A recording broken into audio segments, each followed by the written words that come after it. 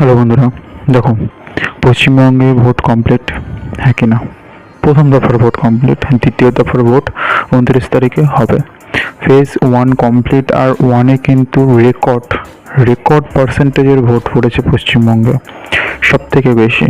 ঠিক আছে, তার মানে বুঝতে পারছো, হয় টিএমসি ভালোভাবে জিতবে, না হলে বিজেপি ভালোভাবে জিতবে। যে কোনো একটা পার্টি ভালো করে জিতবে। এবার কে জিতবে সেটা ডিপেন্ড করেছে, ধরো, কারণ ভোটটা কিন্তু অনেক পরিমাণ পড়েছে। ঠিক আছে, এইবার যেহেতু ভোট অনেক পড়েছে, সেই জন্য কি বাইরে থেকে অনেক লোক এসেছে।